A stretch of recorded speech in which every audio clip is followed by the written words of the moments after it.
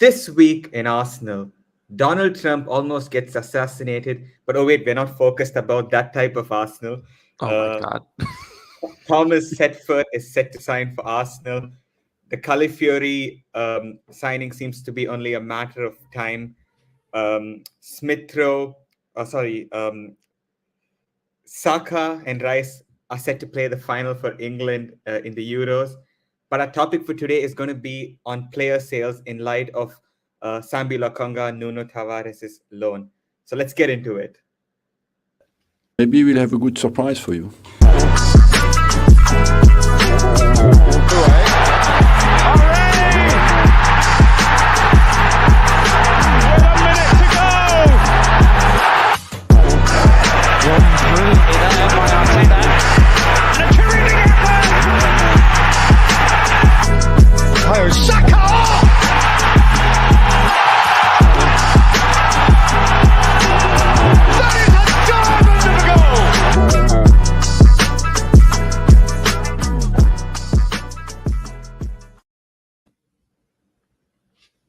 Well, it's great to be here on this amazing Sunday afternoon with two Arsenal players set to play for England in the final for the Euros, which I think we're all super excited by. But I think we're going to focus today on a different topic, which is on player sales. And there's honestly no one better to talk about that than the co-host of this podcast, Sham. How are you doing? Good. I'm sure there's a few better people to talk about this with, but I'm not the most expert, but I probably understand the whole negotiations process better than I'll say 95% of people online who are commenting about it. So looking forward to talking about that. Thank you for reminding me that the next few months of living in America is going to feel like living through a going out of business sale where people are going to pull guns on the managers. Thank you for that. But yeah, looking forward to talking about Arsenal sales and kind of diving into maybe some misconceptions. Absolutely. You did an amazing video a couple of days ago on this, and I would highly encourage all our viewers to go and check that video out on our channel. It gives a very realistic view on the situation. Like, I think we, including myself, sometimes are quick to jump the gun, but I think that video gives a lot of perspective on how these player sales work, and I think you all should absolutely check it out to get a better perspective on this. But having said that, I want to get straight into the topic for the day, and that is we have two players who have gone out on loan. One of them, Nuno Tavares, who's gone to Lazio for 9 million euros, which is a 1 million euro profit, I think, on what we signed him for back in 2021. And his move is going to, of course, be an obligation to buy, which is good because we get him off the books next year. But Lokonga is going to be a 12 million euro sale to Sevilla. And I think it's going to be a loss of 3 million that we're selling him for, but it's going to be an option to buy and not an obligation to buy. So Sham, I want to get your thoughts on these moves. What do you think about it? Do you still think these were decent signings at the time? Or do you think it's more a case of, we're just trying to write off these signings and get them off the books ASAP? How do you see this? Yeah, I think with the Sambi one, if I remember correctly, there was reporting that said it was an option that would become an obligation if certain conditions were met. I'm guessing that's based mostly on appearances and maybe a couple performance factors.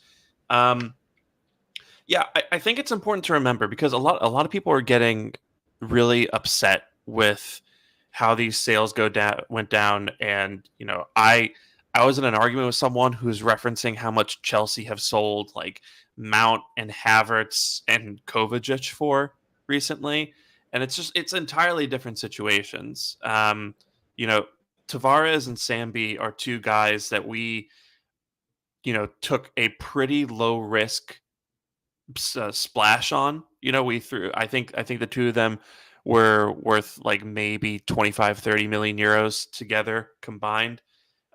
So these were two really young players who had very interesting traits, who we decided to take a low risk gamble on and sign them, see if we could integrate them to the squad.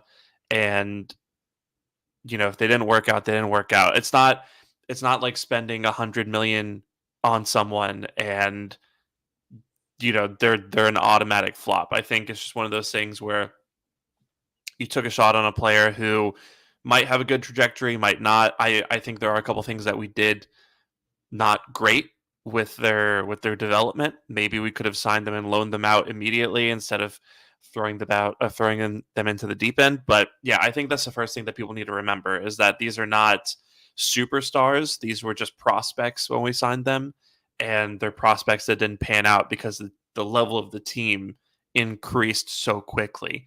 So yeah, I think £1 million profit for Nuno Tavares is acceptable at the end of the day.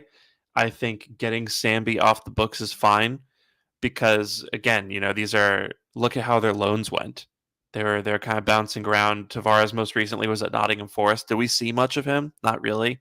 No. Sambi was okay for a Luton Town side that got relegated. I think there was that one match he had against United or someone that really had people talking about him as an option at our left 8 this coming season. And I don't think that loan was as great as maybe some people were making it out to be, right? So yeah, already these are guys that there isn't much demand for. So to get mad that I think everyone's fine with the Tavares deal, right? But to get mad about the Sambi deal, where it sounds based on the reporting, you had Sevilla coming in and you had Fiorentina coming in, and Sevilla were willing to do a loan with an option to buy that became an obligation, and I think there's also a sell-on clause in there, right? That's as high as they're willing to go. Fiorentina reportedly were willing to go a little bit higher, but it sounds like Sambi didn't make much of a secret that he wanted to go to Sevilla and not Fiorentina. So that does a lot to your leverage, right? Because I saw people saying, why don't we just say no to Sevilla and then Sambi has no choice but to join Fiorentina? That's not the foolproof plan people think it is, right? If we tell Sevilla we don't like the terms, Sevilla are like, okay, cool. Well, we have a whole tier of players that we're interested in. Sambi's one that we like the best. That's why we're talking to you. But if you're not willing to do these terms, then we're going to go to the next guy in the list and it's no skin off our nose, right? They can leave and then Sambi can say, I'm just going to stay at Arsenal and take my paycheck and maybe wait for something better to come along. Maybe not. Maybe I'll be on the bench for you guys until January. We'll see.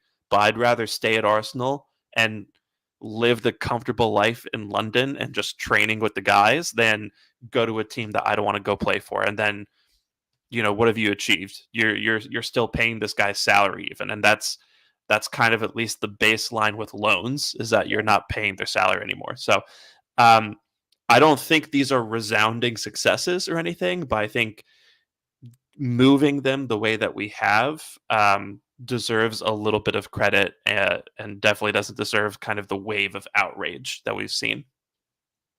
Yeah, I also think with Lokonga, people are sort of clutching at straws. I don't think it's amazing, as you mentioned, but I don't think it's something to have a rant about. Like, it's not like he's played for a mid-table side in the league and absolutely lit the world on fire in the months that he was there. He did all right for a Luton side, as you mentioned, which got relegated. So I don't really see how we can get more value for him than that. I do think that if Lokonga had gone on loan elsewhere and he had played a couple of seasons, I think he's a good player. I think if he fulfills his potential or at least showed what he can do more, I think he's a 20 to 25 million pound player potentially. But yeah, I think 12 million is also a reflection of the fact that he's not really played so much in recent seasons. And like, I don't think teams are going to like pay over and beyond the odds for a guy who has potential, but they also know that Arsenal are actively looking to get rid of him. They know that he wants to leave the club as well. So yeah, I don't really see the need to like rant about that. And also the point you made about us forcing him to go to Fiorentina, like, I don't think things work that way. You can't just force the player, because it's up to the player to also accept a deal. There's multiple parties involved in the transfer, and it's not like Sambi is going to be like, no, I'm going to stay at Arsenal. Maybe in the end he does go to Fiorentina, but what this does is it creates like a bad relationship with the player, which is not good, because you're signing other players also for Arsenal, and when they see how the club might have acted in a few situations with certain players, like, I think it's not a good look for us as a club. And if there's one thing I like about Man City, like, this is again me sort of clutching at straws here, because I don't think there's many things to like about them. It's that they usually don't stand in the way of their players when they want to leave, even if it's to a rival club. Like, you've seen Cole Palmer go to Chelsea, you've seen guys come to Arsenal like Gabriel Jesus, for example, Raheem Sterling also going to Chelsea. So it's more like they listen a lot Ferran to the. Torres is also a really good example. Where did he go? He went to Barcelona. I was Yes. looking this up earlier, Yeah. just like kind Oh of like yeah, the yeah, number yeah. of big sales each Big Five team has had. Ferran Torres went to Barcelona for a lot of money, just kind of to your point. Yeah, exactly. So I think the way Arsenal behave also in transfers is not like you have to go here, you have to go there. I think they usually give a lot of freedom to the player, which I think is a good thing, because they do care about the player's development as well.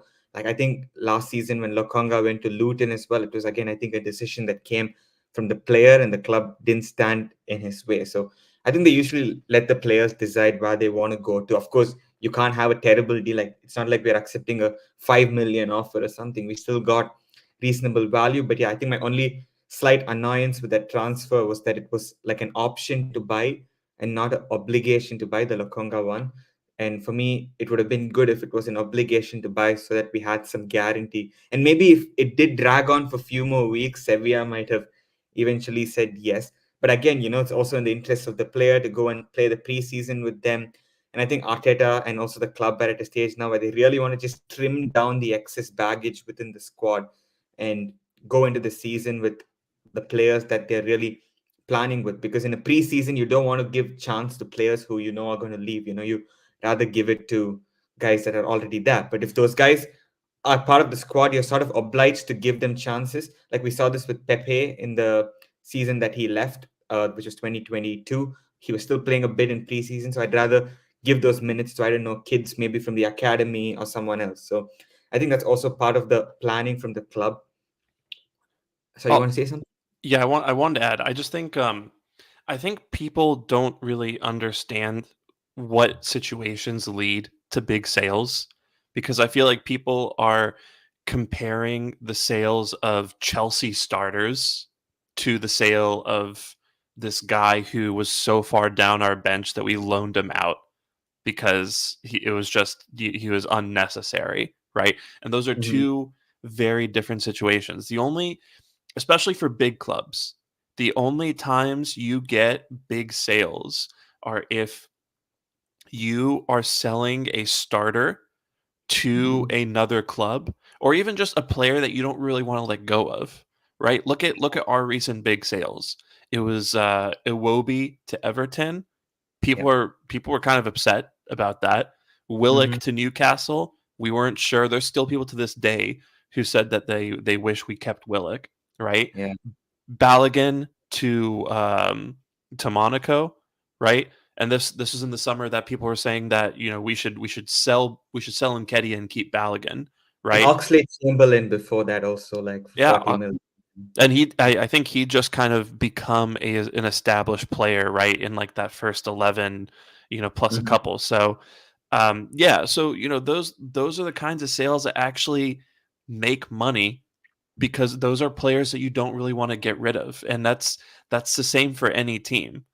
Yep. Um, so this idea that Chelsea are, selling their unwanted players for record profits is absolutely untrue. I like looked into this a little bit yesterday, just to kind of like get the numbers behind it, and ever since the 1920 or the 2019-2020 window, which Hmm. was our first with Edu, out of 62 departures, 15 of them for Chelsea were 20 million plus sales, right? For City, that's 10 out of 51 departures. Hmm. Liverpool, 4 of 36 departures. United, 4 of 43 departures. And us, 3 of 39, right? So there's already kind of an interesting thing with Chelsea and City where they're able to move bigger Yeah. players more often, and that's probably down to the fact that they have bigger budgets than we do. But yeah, you can't sell players that no one wants. That's just not how it works. So yeah, so for people to be getting upset about what we're doing with Sambi and Tavares, that's not the standard. There are other players that we should be getting rid of this summer who I think will be proper benchmarks for us to judge Edu and Arsenal on. Yeah, no, which leads me well into the next question, which is, of course, as you mentioned, there's guys that we want to probably move on this summer. I think Emil Smith Rowe is one of them who could move. I think Eddie Nketiah could also move this summer. You have Aaron Ramsdale too, and potentially one of Zinchenko or Kiwior could also go. So my question to you is, of course, we're not valuation experts or something on players, but just looking in, what do you think is reasonable value for these four guys if you have to pick some number? Yeah. So Nketiah is probably the most optimistic one because reportedly, right, he's got Brentford, West Ham, Palace, Fulham, who else? Ipswich, Marseille. Apparently, we're talking to him. Yeah, Marseille He- also. he's got like 6 or 7 clubs in for him at this point in time. So that's a player where there's actually demand, and that's a player where there's actually a CV, right? We're talking about Yeah. the U21 record goal scorer. This guy has thousands of minutes at the top level for Arsenal. He has Champions League experience. He's a PL hat trick scorer. Mhm. Top notch mentality, right? This is someone that just got into Arteta's good graces through sheer commitment and Yeah. willingness to work hard. Yeah. So, top professional with a good resume. I'll put it to you like this: I don't think it's crazy to ask for 50 million for him. That doesn't mean that I think we should get 50 million, but that's the anchoring bias, right? And that's something I talk about in the video that I put up on the channel. The Yeah. anchoring We also bias is spoke about it when George was here, right? That yeah, it's not ridiculous to, yeah, exactly. because it's all about asking for more than you think you're going to get, right? It's because that creates an influence at the very outset of negotiations, where even if someone isn't like even if someone's like, I'm not going to pay 50 million, right? Now they're thinking I have to be in the ballpark or they're going to walk away, right? Mm-hmm. If I really want this guy. So I think for Eddie, it would be reasonable to expect, I think, anywhere between 30 and 40, honestly. I think it depends where we sell. If we're selling to Marseille, I think it's going to be the lower end of that. And I think I think West Ham would be the higher end. If West Ham end up buying him, then we could probably talk them into 35 plus, probably closer to 40. Yeah. So that's Nketiah. And then Smith Rowe, I think there's a lot of demand in Smith Rowe as well. Fulham were the big ones chasing after him. West Ham have been linked to him. Ipswich have been linked to him. Villa have been linked to him, right? So there's some demand there as well. I think Smith Rowe is probably going to be 25, 30, if I had to guess, right? That's kind of another player, similar vein to Nketiah, maybe a couple years less experience, but Champions League experience, Premier League experience, very, very interesting traits, to the point where, Smith Rowe definitely would be in that Iwobi, Oxlade-Chamberlain, Balogun category, where you don't know if you really want to sell him. It's just based on the value that comes in, right? So I think Smith Rowe will be 25, 30.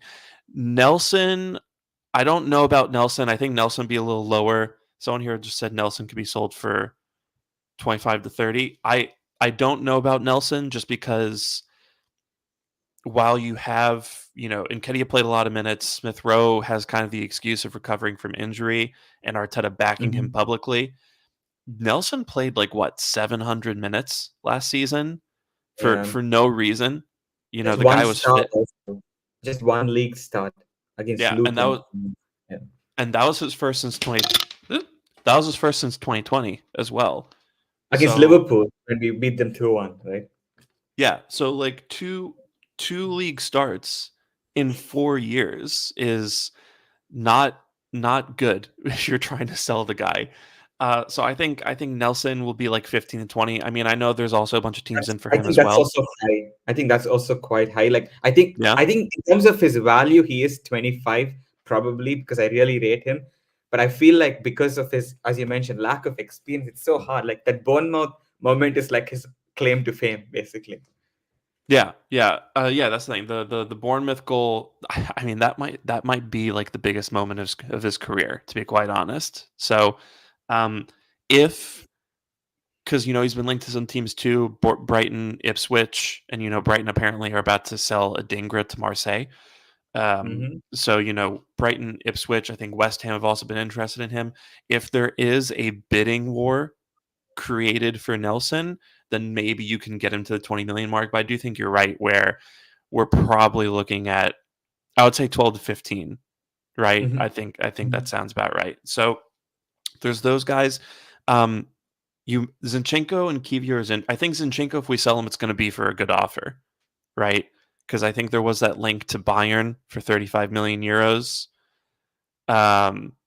That's the kind of situation where you could actually end up doing a good sale, because that's a big team with money coming in. That's a player who, if you don't sell him, you're going to use him, right? He's going to be involved. It's not, you know, this isn't throwing shade at Arteta, because I don't really think this is his responsibility, but we've done a pretty bad job of telegraphing to the world when we don't want a player, and we haven't quite done that with Zinchenko, right? So that adds to our leverage. So I think Zinchenko could go for around that value.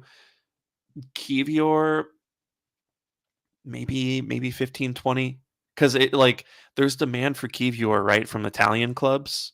Yeah. Like I feel like every big Italian club is in for Kivior right now, but But they don't pay well at all. that's the thing. It'll be like, Juventus will offer us 17 million euros over 10 years, plus a packet of crisps. Yeah. So, you're only going to get so much money out of Italian clubs.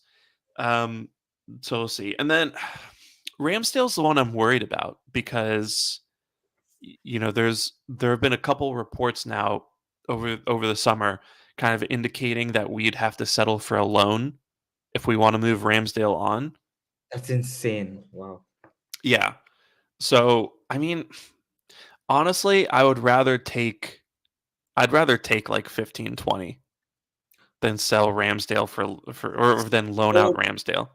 That's so bad though. Like I think here I agree sort of with Lucas saying ask for 50. Yeah, he's right, because we bought him for 30 and we made him a much better keeper than he was. He was playing in a title challenge when he did well in a lot of games, so his stock was high. I think the only issue is that they know that we're going to sell him. I think that's the only issue here. But as a keeper, surely his quality is like a lot more than 15, 20 million. Like he's England's second choice goalkeeper. Well, yeah, and that's why, I just think I don't think we've handled Ramsdale all that well, right? Because we signed him, and then the next year, well, not the next year, but like after the 22-23 season, we immediately went guns blazing after Raya, which is fine, right? If you want to, Raya, I think, is the better keeper for what we're trying to do. So that made sense. But the problem is we gave him that big contract right before, right? Which essentially kind of made it harder to offload him. And then by signing Raya, you basically told the world we don't rate Ramsdale as much anymore, right? So it's one of those things where, maybe you want to reward Ramsdale for a great season, and then Raya is a market opportunity that pops up. I understand that, but it's very clear right now that Ramsdale is a guy who's surplus to requirements. So you can ask for 50, but it's not the same situation as in Kedia where there's demand for it, right? If you ask for 50, people are just going to walk by and say, "Okay, I'm not going in there," you know. So yeah, I think the only team that was interested in him that we've heard of is Newcastle. And I'm pretty sure they signed that guy from James Trafford. Didn't they sign James Trafford? I Or think I think they did sign a goalkeeper. Yeah. Yeah, so Newcastle are out. So, I Mhm. mean, Chelsea and Bayern have been linked in the past, but I don't. Maybe Chelsea comes back in at the end of the window. I think it's just one of those things where I think we need to be ready to keep him on as the second choice goalkeeper again next Which is season. not the worst thing, to be honest. Which is not the worst thing because, like, if we don't, so of course we signed this 18-year-old kid, but I think he's going to be like a third choice goalkeeper, right? So I think having Ramsdale on as number two is amazing. It reminds me of when Chelsea had like Courtois and Czech. Of course, Raya and Ramsdale are not as good, but they're still very good goalkeepers. And I think you want to compete on multiple fronts for the FA Cup, for the League Cup. You don't want a situation like a couple of years ago when we had to rely on Matt Turner. Apologies for my slander of Matt Turner, but yeah, I feel like we need better quality than that. Yeah, I just I think it's one of those things where we have the leverage if we use it, right? Cuz like Ramsdale is a good goalkeeper and people know that.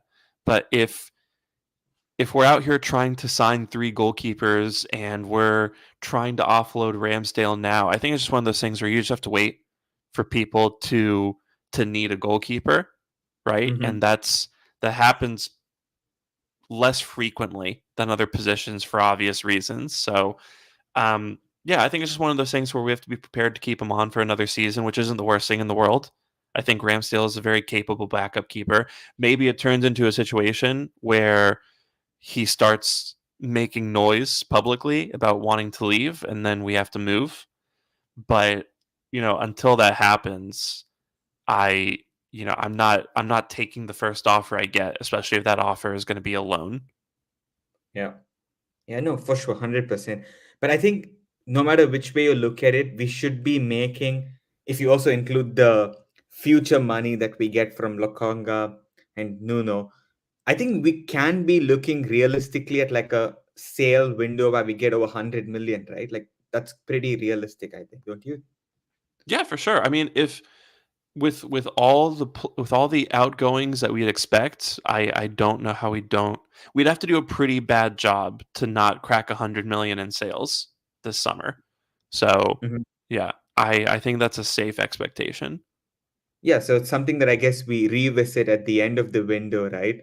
Like, because of course, right now we have put our opinions forward that, yeah, like for Nuno and for Lokonga. But I think, as you mentioned, I think some of these sales that are coming up, like Eddie, Smith Rowe, I think that will give a really clear indication of where we are in terms of sales because these are guys that have played a few seasons for Arsenal. I think the stock is high enough for them to get at least 25, 30 million at the minimum.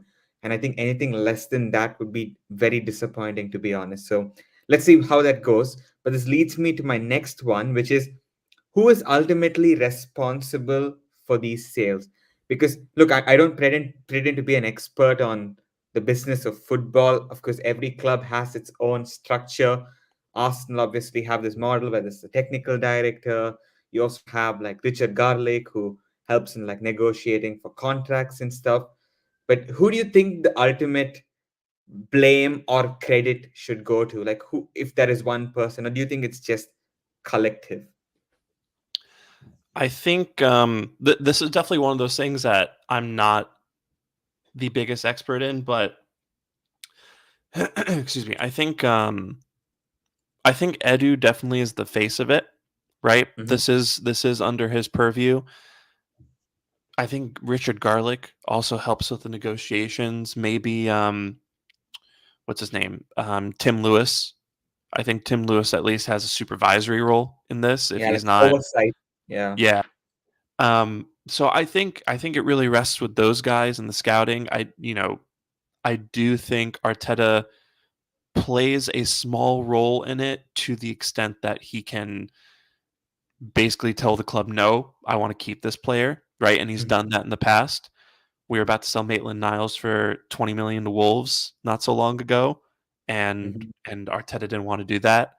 He didn't want to sell Nketiah when a couple offers came along. There's situations in which he either wanted to offer contracts to players or just keep them on the squad when we could have made money off them. So um, I think that's the extent of his involvement.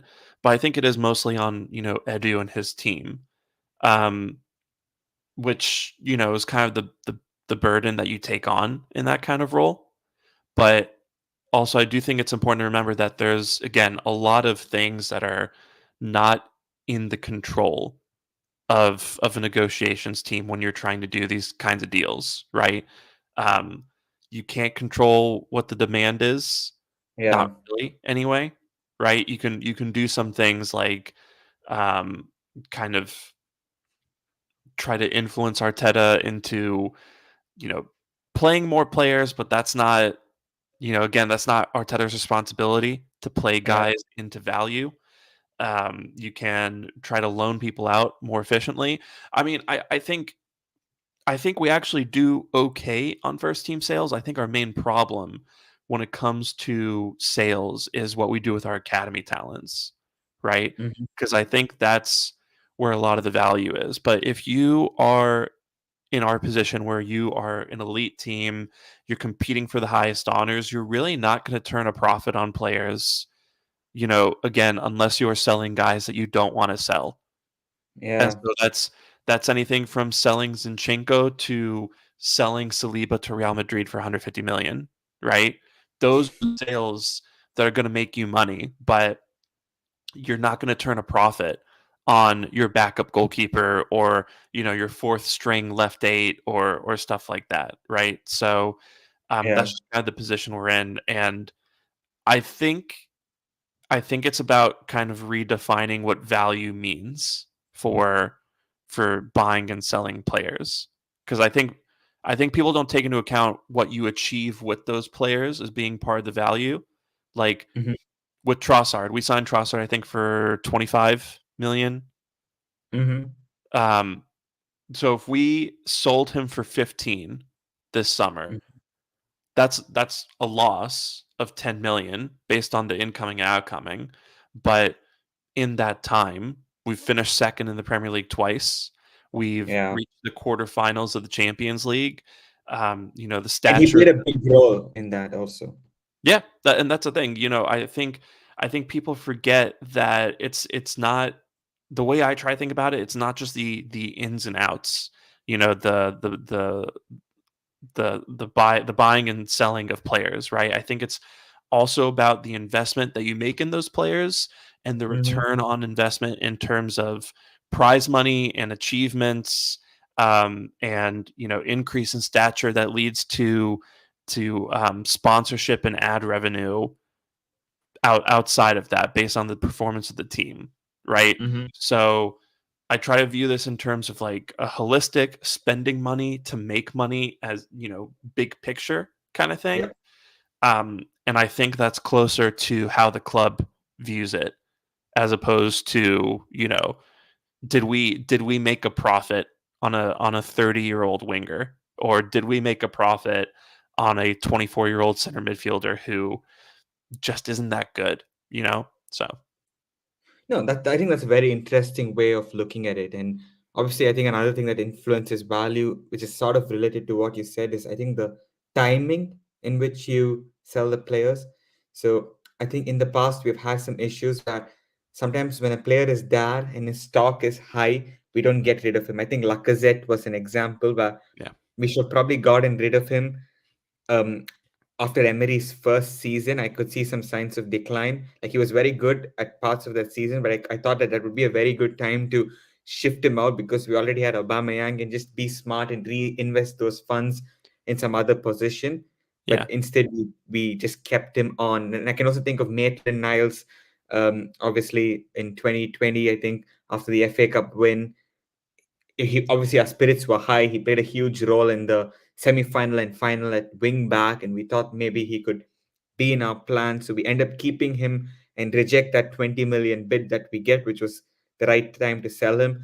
But I think in some other cases, as you mentioned earlier on in the pod, like Joe Willock, I think that was the right time to sell him because he was sort of a guy who could have broken into the Arsenal team. Like it was not a player that was totally out of Arteta's plans, but we saw that okay, we need a more creative profile, so we sold him for 25 million and got Odegaard in for just like 5 million more essentially. So I think that's the sort of smart business that we need to do. Like even something like Ramsdale, could there have been a way for us to like sell him before getting David Raya in? Of course, you don't always get things falling into place perfectly, but the fact that we got Raya and then he was benched, so at the moment everyone knows that we want to sell him, so the value of the player goes down, even though he's actually not a 15 to 20 million pound player as you mentioned. So I wanted to ask you like about the value in selling players at the right time. And do you see any opportunities for some player like that? It could be Gabriel Jesus also, as an example, where I think, okay, it's not so obvious we need to sell this guy right now, but I would probably listen to bids. Is there some guy like that? Yeah, I mean that's why I said to Joao when we had him on the pod a few weeks ago from ESPN Brazil, because I think he asked us would we sell Gabriel Jesus, and I said Yeah. I'd sell him if like a 60 million pound bid came in, and there is a report out right now about how that is an offer that we'd listen to for What Jesus. really? Yeah, Which I outlet was hold on, wait, I think it might have been Team News and Ticks, honestly, Ah, that reported okay. that. Mm-hmm. Yes. According to Team News and Ticks, Gabriel Jesus hasn't been put on the market by Arsenal, but if a club offers quote unquote crazy money, and then he says in parentheses 60 million pounds plus for the striker, then a deal could be done for the Brazilian. Right. And I think Jesus and Zinchenko kind of fit into this category of players that Yeah. we're happy to keep, but also players that we don't necessarily need, right? Mm-hmm. And Mm-hmm. that's kind of your sweet spot for the deals that you want to do in terms of sales. So with regard to Ramsdale, in terms of whether or not we could have gotten value for him, I think if we sold him in the same window that we signed Raya, that probably would have been the time to maximize the profit there, right? And we decided to just do a straight up competition for the goalkeeper spot, which was settled like in 2 weeks. So yeah, that's when I would have sold Raya or Ramsdale. And I think that is a really good point in terms of our biggest issue with first team outgoings is the timing, right? We don't take the money when it's offered to us the first time, right?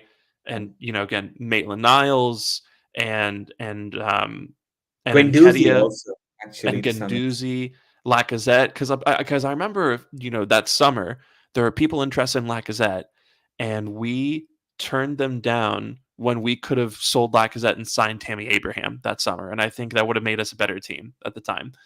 Um, also the big one that I think about is Smith Rowe, Yeah. because Aston Villa came in with like a 25 million pound bid, and we said we won't sell him to you even for 70. But I Look how think that turned out. at the time, we Odegaard had just signed for the club, and Odegaard was not even starting for the first couple of months. I can see why Arsenal were like downright no to selling Smith Rowe. In fact, he hit like 10 goals that season, and I think he was pretty important for us, like at different parts of that season. So I think it ties back to the point, like even Jesus and Zinchenko, that you said that all of these guys have played their role in some part. Like Smith Rowe was the guy, that Boxing Day game was the match that saved Arteta's career at Arsenal, I think. Because I Yep. think if we lost that game, he might have actually got the sack, even though the club will say otherwise. I still think it was like we were on the edge that day. And Smith Rowe was the guy who came in and was really good for a season and a half. Obviously, he's not scored now for the last couple of years, but he still has some stock remaining. And I think it's still a successful transfer. Like we've done enough to improve his PR that yeah, you can probably get 30 million for him. Like he's gone on to become an England international. So I think a lot of clubs can still find value in a player like that. And even Jesus and Zinchenko, they came in at a time when we were not a top four side, and they turned us back into Champions League contenders. Even though I think Saka and Martinelli made a huge jump that season, I think the presence of Zinchenko, Gabriel Jesus gave a bit more of that surety and confidence throughout the team that, okay, we're going to actually do something. These guys have won titles before. We punched way above our weight. So I think those guys have also served that purpose here. And I think now the future is make sure that you sell more proactively. And I think what this also ties into is the fact that a lot of the mistakes that were made were from the past. I look back at the team we had, late Wenger, early Emery. You had Lacazette, Aubameyang, Ramsey, Ozil, all of these guys, and I think we got like zero for all of these four guys combined, and we should have got probably like 200 million if we sold them at the right time. I think Ramsey should have been given a lifetime contract, but that's a topic for another day. But for the rest, I think we definitely should have sold them at the right time. And again, this leads me back to the point that you can't blame everything on the current set of people in charge. Like, you have to see what they inherited, the practices that they inherited. And when you're not a Champions League club in so long, it's very difficult to actually have bargaining power. But I think now, in the next year, 2 years, 3 years, I think now we will start to see some improvement. And if we don't, then I think we can really question what is going on. But yeah, I think a lot of the mistakes were from the past. But what do you think about that? Like, do you see that the current guys have to take more responsibility, or do you also see it like the way Mourinho said, this is football heritage? It's basically what you inherited. How do you see Yeah, that? yeah. I think Edu was in a very unenviable position when he took over, right? Because like you said, Mhm. he had all of these big names basically on retirement home contracts, right? And so when you have guys like Lacazette and Uzil and Aubameyang and Mkhitaryan and Socrates, who are big name players but very much past their prime, right? And these guys are on, you know, 250,000 pounds a week, Yeah. right? Like, who's going to take that on, right? Because they're not, and I think, I think people still don't, I think most people get it at this point, but I think there are still some people who wonder why we didn't make those sales. And like, you have to think about it in Mhm. terms of where were they going to go, right? Were they Yeah. going to go to, a top level? I'm talking like, were they going to go to like Real Madrid and Barcelona? And even Barcelona's a little broke these days. Were they going to go to there, or City or Chelsea? Someone who Yeah. could, pay for those wages and the transfer fee that we'd ask for them? No, right? So that leaves smaller clubs who, some of them can maybe afford the transfer fee, but none of them can afford the wages, right? So at that point, most clubs will just sit back and wait for the contracts to expire and then try to approach them and offer them the wages which Mhm. they might be able to afford if they don't pay the transfer fee. So we just put ourselves in a really bad position where we had these unsellable players, not because they sucked, but because they weren't good investments, right? You don't sign a Aubameyang when he's 31 years old because you think the next 4 years of his career are going to be the best. You know, you sign a Aubameyang because you think you can get him for like 112 a week, and you're just looking for a guy who can be a stopgap for a year or two, right? Yeah. So, and those aren't the contracts that those guys want, right? Which is another thing that could take these transfer deals. So, you know, that's obviously not something I blame Edu for. I think that's just kind of, I think our mistake there was, I think Clive from Arsenal Visions uses this phrase a lot, status anxiety, right? Where we basically were trying really hard to act like a club that was in the Champions League despite not being one. And so we were giving Mhm. out these big Champions League level contracts to players when we couldn't back that up on the pitch in terms of Yeah. performance.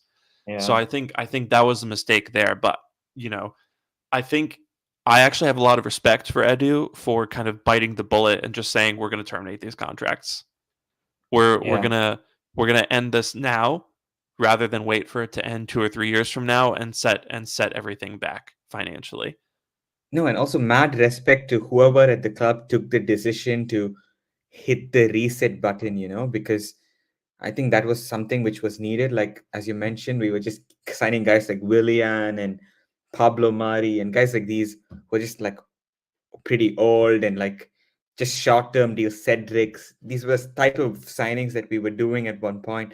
extending players who are already 30, and the decision to actually hit the reset button and say, no, we're going to start with something young. And even the Aubameyang transfer, like Arteta actually fell out with a lot of these Yep. so-called aging players. And I think in many of the cases, if you see what has happened since, rightfully so. So I think it's very difficult to sell a player that you just had a falling out with. It's like I don't think it's like not straightforward. Like people criticize the club because Aubameyang went to Barcelona for free, basically, and then Chelsea were actually paid money for him, so Barcelona got a transfer fee within 5 months after signing a guy for free. But I feel like this is such a unique situation, which is not something that is going to just keep repeating, because like you fall out of with your captain midway through a season. And Arteta, if you see the Amazon documentary, he was like, we have to get rid of this guy. There's no way he can be part of the group. So you're basically you want to like forcefully sell a player. And I think this is why, yeah, Barcelona pounced. The player, of course, went and flew to Barcelona on deadline day without the club's permission. So all of these things added up, and the club had to make a decision, and they made the decision that they made at the time. But I think these are decisions that have benefited us in the longer term. And I think we've potentially saved a lot of money just through our change in policy. Like people forget that a lot of the guys we signed, like Odegaards and guys like this, they were not on massive wages when we bought them. So we've absolutely trimmed that wage bill, but starting to create like this culture where young players are growing together. And I think you will start to see more like better sales going forward because previously Smith Rowe was starting for us. Now he's no longer a starter. So when a player like that of that quality is no longer starting for you, you're going to get value for him. And we're not at the stage now where if some exciting player comes up, we are like, oh, we have to keep you because we have lack of talent. I think we have an abundance of talent all across the pitch, and our priorities have changed. So I hope that this will lead to better sales. But on that note, I think I want to ask one final question to you. And where does this leave us going forward? And what do you think we should do going forward to get even better at sales? Like, I don't think we're terrible at the moment, but I think it wouldn't hurt to like improve the way we do things. There's obviously the development now in recent like years or the recent year of Saudi Arabia coming and taking a lot of players from the Premier League. There could always be leagues like this around the world, but like what do you think that we should do? So even for example, someone like Thomas Partey, there's a lot of talk about him potentially going to Saudi Arabia, which I think would be amazing. Like if we can get 15, 20 million for him and get those wages off the books, that would be a great deal to do. Would you venture down into that path? Or do you have some other ideas that the club you think should look to implement? Yeah, I think with Partey, I mean my expectations are so low with Partey. I feel like we're at the point where people are just going to wait for his contract to run out. Yeah, I think excuse me. Yeah, I think it's tricky because with the Saudi thing, obviously Edu and Jason Ato went to Saudi a little while back, and I'm sure that was with the long-term goal of establishing those relationships so that Saudi clubs can come in and try to buy players off us that we don't want. Just look at Musa Diaby. I think that deal, I think for like 60 million pounds or 60 million euros is about to wrap up. Excuse me. Just woke up. Throat is parched. But yeah, I think those are important relationships to establish. I just have a hard time seeing Saudi teams as being dumb enough to come buy our trash off of us for big amounts of money. You know what I mean? So if they come in for Partey, like I think they will lowball us, which is fine. I think I'm at the point where I'll take whatever for Partey. Just get him off the wage bill, get him out of the club. But get him out of the club. Wow, there's a lot of anger behind those words. Catapult him to Mecca.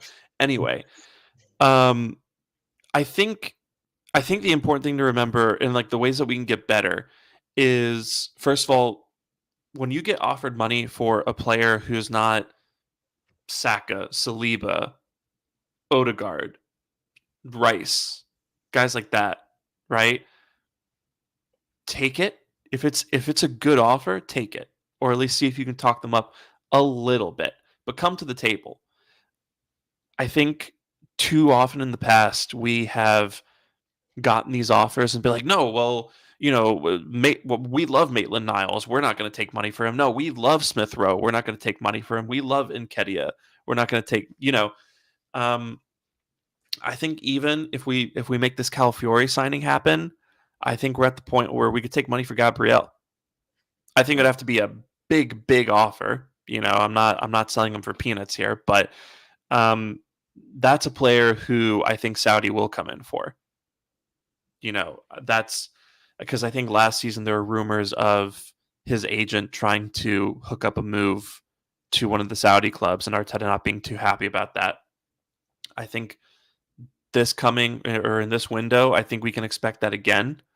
And if it's a big offer, if we're talking 100 million euros, I think I would sell at that point.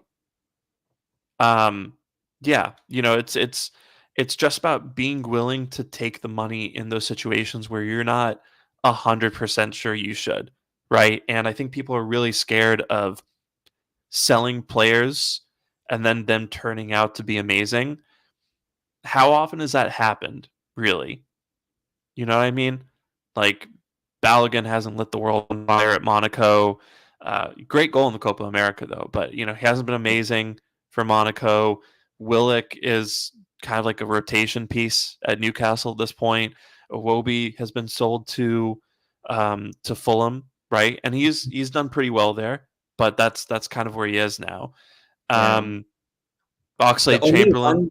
The only one that I've regretted, and of course this was the player wanting to leave, was Xhaka, because I think we would have won the league if he was there in the team last season. 100%. Jacques is one of those guys where I wish we just offered him a blank check contract. Yeah. And been like, just stay 2 more years.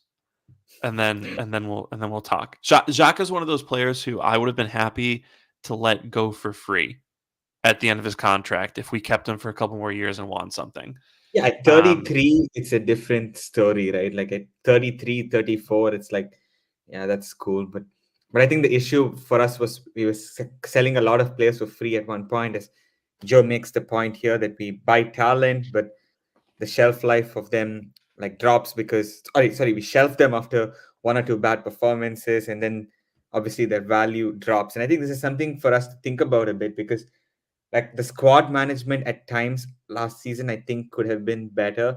Like when a guy is not playing for many months in a row, it's not a good sign, in terms of the value of the player and also how the player is feeling. And also when we need the player in a moment where we need to use the squad, the player is not fully ready. So I think it sort of goes back a bit to the point of squad management. Like when someone gets on the bad books of Arteta, when he starts doubting someone, it's over.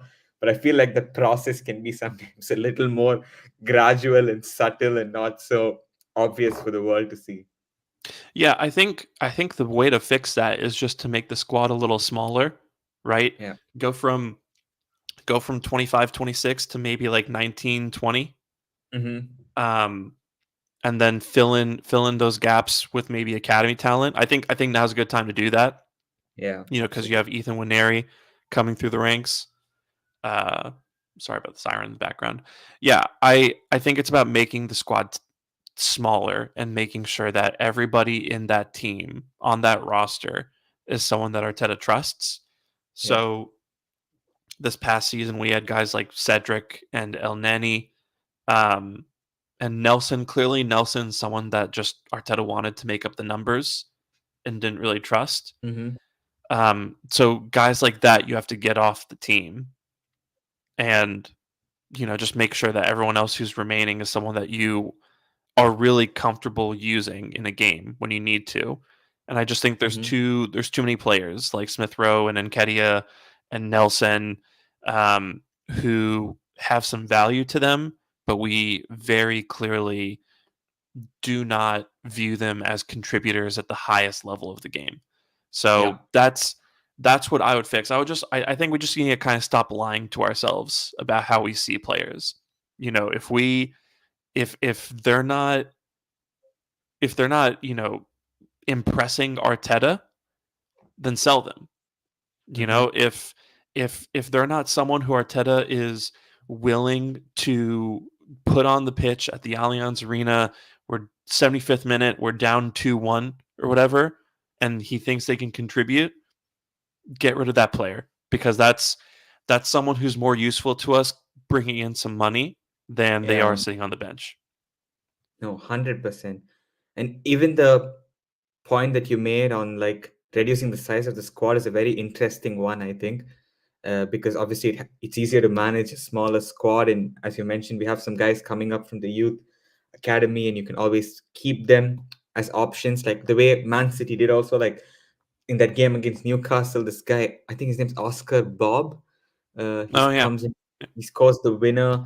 I think even the guy Rico Lewis, I think his name, Rico Lewis, he came a couple of seasons ago when City had a bit of a problem in their defense and filled in. So I think Arteta needs to lean in a little bit to some of the youth players coming up, because I think they are really good. So I'm hoping that, we can do that. But I also think there's always a balance that has to be found, because we want to compete in 4 competitions. We want to have a big squad, but you also don't want to have a bloated squad. So I think it's up to us to find that magic number, because if you have an injury like Timber, or you have a couple of players going down, then it could be, I think, a bit of a problem. So interested to see how we manage that. And I think that's something that we'll iron out with time. I think another thing, probably, the other recommendation I would have is we need to get more comfortable with turnover in the squad, right? I think we clutch our pearls a bit when it comes to selling players who, again, like aren't our stars. And that's not something that City or Chelsea does, right? City sold Kovacic. City sold Ferran Torres. They're probably going to let Julian Alvarez go this summer, right? They've sold some big names. Aymeric Laporte. They sold Laporte as well, right? And that one was crazy to me, because I thought he was an important player for them. Nope, sold him, right? So they're comfortable letting these guys go. Obviously, they have staples in the team like Kyle Walker and Kevin De Bruyne and Erling Haaland and Rodri, who they're not going to let go of until the very end. But there's many players around them who, if an offer comes in, they'll sell them, because they know that there's other players out there who can come in and also contribute. So I think we just get a little precious about some of our players and kind of act like there isn't a guy out there who can come in and do the same thing, right? Obviously, again, I don't think you can replace Saliba. I don't think you can replace Saka. I don't think you can replace Rice or even Odegaard, right? But you could replace Gabriel. You could replace Gabriel Martinelli. You could replace Kai Havertz. I have a reservation with that statement, because I spent this whole week defending Gabriel Martinelli from all the disrespect on Twitter. He is better than this Nico Williams guy. Like any day of the week, I take Martinelli. Like he's got 15 goals in the Premier League at the age of 22. That's insane. Open play league goals, and provided 6 assists. Like I don't know many wingers who have matched that sort of output. I can, at least from the left wing, like I can't think of many, which is why I put out a tweet saying that the only 2 players in world football who I think are clear-cut upgrades to Martinelli on the left are Vinicius and Mbappe.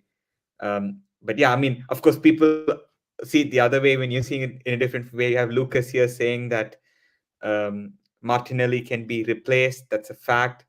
Not saying he isn't good. I tend to disagree. I think we have barely scratched the surface of what Martinelli can do. And last season, he was playing in a dysfunctional left-hand side, and he still scored the winners against City and Liverpool, by the way, 2 of our biggest rivals in the title race. So I think we have to put some respect on Martinelli's name. But of course, I don't think your opinion is disrespectful, because you're saying he can be replaced. Obviously, you rate him highly, but yeah. I wouldn't just get rid of him, like I think the minimum I would sell Martinelli for is like 80 million pounds. And even then I'm not entirely sure. But like I think my thing with Martinelli is I think he's an excellent player, but the problem is we don't platform him well, right? We Okay. don't get him into those positions where he's going to score 20 goals a season, right? And we did that in 22-23. We did that very well, which is why he almost broke that record. I think Yeah. he tied it, right? Yeah. Last season, we just kept him out on the wing. He was one of the most isolated players in the Premier League by the numbers. Yeah. Yeah. But my thing here is if you do that to Saka, he will figure out a way to make it work. Right? Look at him now. He is playing left back and right wing back in one of the most dysfunctional England sides I've ever seen. That's going to That's play true. later today. That has reached the final today, not because of Southgate, as many people are trying to insinuate, but in spite of him. Right? Um, Yeah. So, Saka's the kind of player who can overcome a lack of platforming. I don't think Martinelli has the traits to do that necessarily. And we don't know exactly what the instructions are here. Maybe Arteta's telling him to hold the width. Maybe maybe it's on Martinelli. But it does seem that when we subbed on Trossard last season in similar positions, he was able to make it work. So I think we'll see what happens with Martinelli this season. I hope that we do a better job of getting him into more central areas where he can affect play better and get in amongst the goals. Because you're right, that left-hand side was a mess last season. So Yeah. I think we need to fix that and see where Martinelli is there. I don't think I entirely agree that there's only 2 left wingers I would take over him. I don't think it's much more than 2. Maybe 3 or 4, but I think Martinelli's an excellent player. It's Which just, which are the other 2 wingers that you would take over him? Out of I mean, so curiosity. you have Mbappe and you have Vinny, and then I don't know, man. I was really impressed by Nico Williams. I don't think I would take Nico No, but Williams the over thing is, Martinelli. Yeah, But what? this guy, Nico Williams, has not scored more than 7 La Liga goals in a season. I get that he's 21 and he has potential, but I Yeah. don't see how people have jumped the gun in saying that he's better than a player with 15 league goals, open play in the Premier League at like 22. It's like let Nico Williams do something more before it's like people make such statements, is at least my view. Yeah. I'm trying to think right now of like anyone who I would take over Martinelli. I mean, if you say someone like Rafael Leao, I think that's a fair shout because maybe 1v1 he's the better than Martinelli is. Liao is probably up there as well. Yeah, I think it's probably those 3 then. I think it's Mbappe, Vinicius, and Leao. But what I'd also add is that I think Martinelli is in danger of being overtaken, right? By guys like Nico Williams, by guys like Anthony Gordon.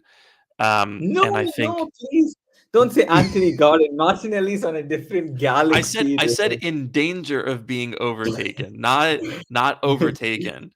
I Okay. think Martinelli is one of those players who needs to start proving that he is in that top 4, top 3, top 2 conversation. Okay, that's fair. That's fair. Like I think the next step for Martinelli is to sort of cement his place and try to compete with the Vinicius and Mbappe. So I think that's fair. Yeah, I'll say this. When Brazil went out of the Copa America and Dorival Jr. played Endrick up front instead of maybe moving Rafinha or Rodrigo into the striker role and playing Martinelli, I thought that was outrageous, and I'm glad Yeah, Brazil went out for that reason, right? exactly. I think that was supremely disrespectful to Martinelli. And you could also have made a front 3 without Martinelli and Endrick and played that Savio guy, right, as well. But I think to play Endrick over either one of those guys was massively disrespectful. So, I think Martinelli is one of those guys who I want to hold on to for the time being, right? And that's someone who I want to platform and really get the best out of them. Mhm. But at the end of the day, where I sit currently is that there is a set of circumstances in which I would consider selling Martinelli, and I don't want people to hear that and interpret that as being I want to get rid of Martinelli right now. That's not what I'm saying. I'm saying if we made an acquisition in that position, right? If we signed a Rodrigo, if we signed a Leao, if we signed someone who's comparable in that area, and then someone else came in and offered big money for Martinelli, then I would think about it. Is where I am, but I'm also looking forward to seeing Martinelli cook on the left hand side of the field next season. No, for sure. But I think also, even if we signed a Leao or a Rodrigo, I would look to keep them in addition to Martinelli, because I think still that we need more competition out wide, especially like we have Saka, Martinelli. Like Trossard did very well towards the end of last season, but I still don't think he offers enough apart from his shooting abilities. Like I don't think he does enough like 1v1 stretching defenses with his runs. He's a good player, but I don't see him as a world class potential winger like I do with Saka, definitely, and Martinelli almost there. So I would definitely love for us to sign one more of that profile, because I think we need it. Like you look at Bayern, they have Gnabry, Coman, Sane, they have Matthias Tel. So they have a lot of options. And I think we need to also aspire to be like that. Also, if we don't sign a striker this summer, then we really need to place a big emphasis on using Martinelli to create that chaos and draw attention away from Havertz at the center forward position. Exactly. That is something that I really do feel like we should be exploring, because those two strike me as a pair who can really play off each other. Yeah. So yeah, It we'll didn't see. work. It didn't work when Havertz was in midfield, but I think it will be very different when Havertz is up front and Martinelli is like moving off of him. And it'll also be interesting to see if maybe we play Nelly at center forward. But yeah, anyway, we sort of deviated a bit away from the topic of player sales, because I took your, not insults to Martinelli, but your objective statement. I love Martinelli. I just, again, it's all about just kind of seeing what comes up in terms of sales and kind of evaluating value. I'm going to cut your clips on Martinelli and Gabriel and post it saying fan wants Gabriel and Martinelli to be sold. Oh no. Yeah. But I think that's an interesting point. Let's see what happens. But on that note, anything else to discuss on player sales, or do you think we can put a bow on it? No, let's put a bow on it, and I'm really glad that we have a little over 3,000 people here watching with us. Thanks for tuning in, and thanks for listening to us ramble on about player sales and whether or not we'd sell Martinelli. So Yeah, and yeah. Anyway, I think the listeners will know whether you meant it as an objective statement or whether you wanted to sell both of them. I think they will decide. But yeah, it was a real pleasure to speak about Arsenal today. I'm so happy discussing like Arsenal on a weekend. It's just way more peaceful and chill. And yeah, I think today was a nice discussion on like player sales. Obviously, the Euros finals is happening later today, and we have two guys from Arsenal who could potentially, three actually, including Ramsdale, who could potentially win the Euros. So good luck to them. And yeah, I just hope it's going to be a great football match. And for once, I hope that we can get one over Rodri, because this guy always just is inevitable. So fingers crossed that the English guys can bring it back home. And yeah, good luck to Saka and Rice. So let's see what happens. But on that note, yeah, it's been great speaking to you guys. You can follow Sham on Twitter at Shamsdale. You can follow me on Twitter at LT Arsenal. You can also follow the pod at This Week Arsenal. We're also on Apple and Spotify, and you can also subscribe to us here on YouTube. It all counts and helps us grow. We have some exciting content coming up. As soon as the Euros is done, I think it's going to be way better. Transfers are going to start picking up. Preseason fixtures are going to start happening. So there's going to be a lot more to talk about. But still, I think we got a really nice response from all of you guys, even during the Euros. Sometimes, even during like games like the France-Portugal game, we were speaking about Arsenal and we had people listening. So we really appreciate you guys for tuning in. But yeah, on that note, I hope you guys have an amazing Sunday. And we will be back next week to speak, hopefully, about a new signing that Arsenal are making. Hopefully, Califury is done next week. And yeah, thank you guys for tuning in. And thank you, Lucas, for all your comments throughout. It was really nice and engaging. And hope to see you guys soon again. So until then, take care. Goodbye. And we will talk to you soon.